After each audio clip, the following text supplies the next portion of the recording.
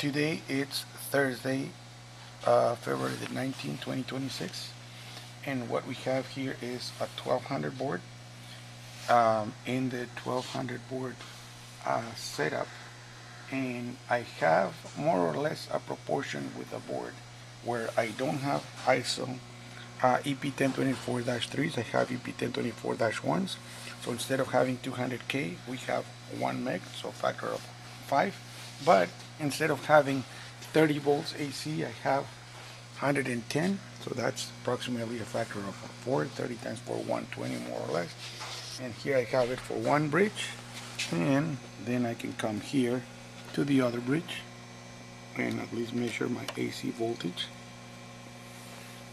and then I have 112. So again, it's trying to get that proportional going. So the board has power and the board has cleared phase loss. You can see the LED is off. So now what I have here is this channel 3. I have test point 16, 10.16 being the resulting phase reference from the Y bridge, and I have here on my markers the 5 volt and the 7 volt markers. And as I can see here, my signal, it's always riding within that window, therefore there's no problem. If I move this to test point 15,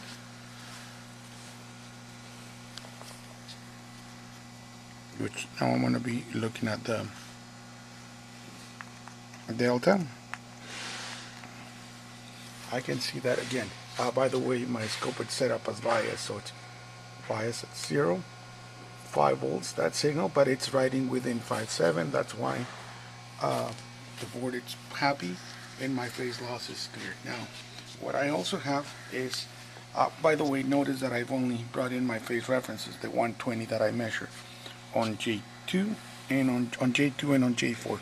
I don't have anything for the plus SCRs. I don't want to fire, I just want to prove that that's all I need to clear the phase loss. So now I'm going to walk through J7, and that will be on channel 3. Notice that I have here, I'm going to change this to see, there's my signal. This is my AX reference, and I notice once again here's it's 2 volts per division, and I'm biased at 6, so at 2, 4, 5 this signal will be biased at DC 5 volts. And I notice that I have here for the TP15 and 16, I have the average. The average I have 6, which is below above 5 and below 7, right in the middle. It's 6. This one right here. And that the same will be for 15. This right here I have a 1.5 peak to peak for that. So then if I move over to position 2, there it is. Same thing, we have roughly the 1.47 volts peak to peak. And now I'm going to move it. If I touch an adjacent position, I'm going to induce a phase loss. There you go. That's once I land that in well. There you go. That's number 3. Same thing, 1.7, 1.5. Keep on going, 4. And so forth. So we can see that the signals are the same, roughly what you've measured out in the field.